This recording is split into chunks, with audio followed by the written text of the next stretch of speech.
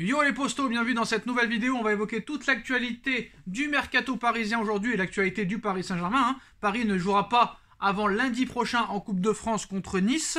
Donc, en ce qui concerne l'opération dégraissage, après le prêt de Rafinha, de Sergio Rico et le probable prêt de Dina Ebimbe au Bayer Leverkusen, Colin Dagba pourrait aussi quitter le Paris Saint-Germain en prêt. Colin Dagba intéresse le Venezia FC. Le club de Venezia est prêt à prendre en charge la totalité de son salaire. On affirme qu'ils sont prêts à prendre en charge 100% du salaire de Colin Dagba. Pendant son prêt, le PSG a donné son accord. La balle est maintenant dans le camp du joueur Colin Dagba, qui n'a jamais vraiment été à la hauteur des espérances. Ça fait maintenant depuis 2019 qu'il joue régulièrement au Paris Saint-Germain, mais bon, il est plus présent à l'infirmerie que sur le terrain. D'ailleurs, le seul bon souvenir de Colin Dagba, c'est cette interview historique qu'il avait fait sur un terrain de football où l'intervieweur lui dit alors au Paris Saint-Germain c'est quoi ton rêve?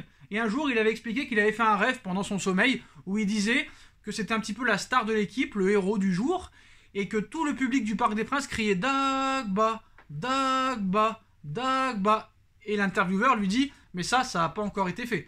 Bah ouais, il a dit Colin Dagba ça se fera un jour, ça se fera un jour. On attend toujours, ça fait 4 ans qu'on attend. En tout cas, Dagba pourrait aller se relancer dans ce club pendant les prochains mois. En ce qui concerne les autres informations, l'arrivée d'Ndombele, Paris cherche d'abord à dégraisser. Le départ de tous les joueurs en prêt là, et surtout celui de Dina Ebimbe, pourrait permettre au Paris Saint-Germain d'avancer sur le dossier Ndombele. En Angleterre, Sky Sport réaffirme que Wijnaldum n'est pas opposé à un retour en Première Ligue cet hiver, même s'il ne le dira pas publiquement. Arsenal retient son attention, le club cherche justement à se renforcer au milieu de terrain. Le PSG ne voudrait pas le céder.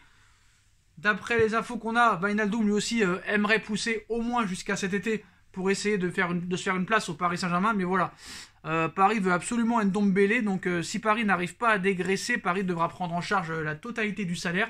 Est-ce que Paris voudra le faire? En tout cas, c'est vrai que nous, on espère que Ndombele arrivera parce que Paris a besoin de se renforcer au niveau de l'entrejeu.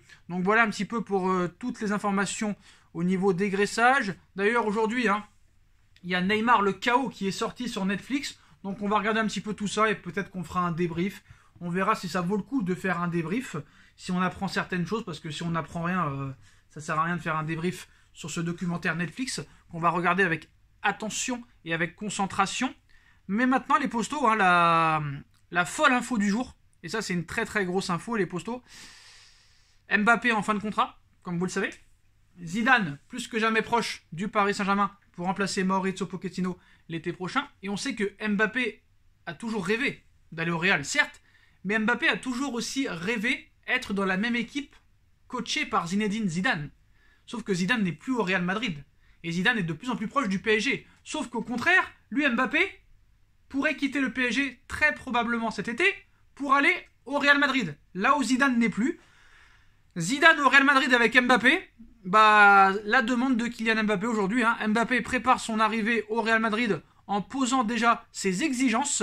Sa mère rêve d'un incroyable retour de Zinedine Zidane au Real Madrid pour remplacer Carlo Ancelotti. Et puis tant pis pour le PSG, concerné sur la saison à venir, très concerné même, et notamment le futur match face au Real Madrid dans quelques semaines. Mbappé laisse son entourage discuter avec le club merengue pour régler les grandes lignes de son arrivée, de quoi alimenter la presse espagnole qui tient à souligner que les demandes du clan de l'international français ne concernent pas que son contrat, sa durée et son salaire. Le nom de l'entraîneur du Real Madrid a visiblement beaucoup d'importance aux yeux de Kylian Mbappé, et Carlo Ancelotti serait dans le viseur de Mbappé. El Nacional affirme ainsi que dans les discussions notamment menées par la mère de Kylian avec les dirigeants madrilènes en vue de son arrivée, cette dernière a bien fait comprendre que le profil de Carlo Ancelotti n'était pas forcément des plus séduisants pour le joueur actuellement au Paris Saint-Germain.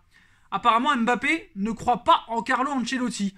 L'entourage de Mbappé ne croit pas aux capacités de Carlo Ancelotti en tant qu'entraîneur, afin de pouvoir permettre au meilleur Mbappé de voir le jour à Madrid, explique le média espagnol, pour qui le technicien italien n'est pas vraiment assuré de conserver sa place sur le long terme.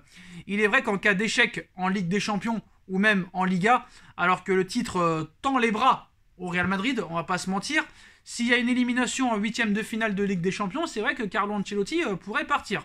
Celui qui fut aussi entraîneur du Paris Saint-Germain pourrait très bien prendre la porte rapidement. C'est comme ça que ça marche avec Pérez, c'est comme ça que ça marche avec le Real Madrid. Tu peux gagner la Coupe d'Espagne, la Super Coupe d'Espagne, le Championnat d'Espagne. Si tu te fais éliminer en 8e ou en quart de Ligue des Champions, c'est au revoir tout le monde. Hein. Mais bon, Florentino Pérez n'est pas du genre à se laisser dicter sa loi par aucune recrue et par personne d'ailleurs, aussi prestigieuse soit-elle.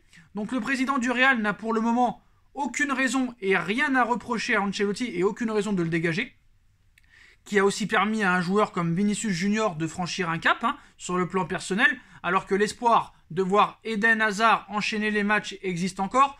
De même, le Real Madrid a retrouvé une certaine stabilité défensive, malgré les départs de Sergio Ramos et Raphaël Varane, quoique ces derniers matchs, ça s'est pas trop vu. Donc cela va donc dans le bon sens pour l'instant pour Carlo Ancelotti, sauf que la maman de l'attaquant du Paris Saint-Germain a visiblement tout prévu.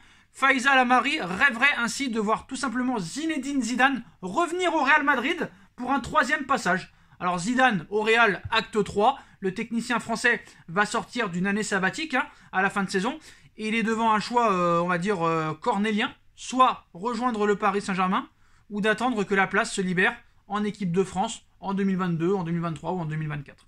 Pour le moment, un retour à Santiago Bernabéu n'a jamais été évoqué, même si la perspective d'entraîner Kylian Mbappé peut être un argument, tant Zizou a le Real dans le cœur et dans le corps.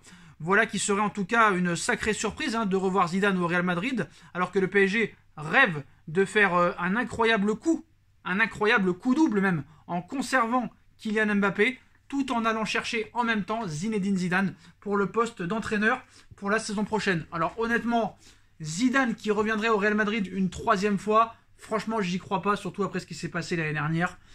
Zidane ce sera soit le Paris Saint-Germain, soit l'équipe de France en 2022 ou en 2023, ça c'est sûr et certain.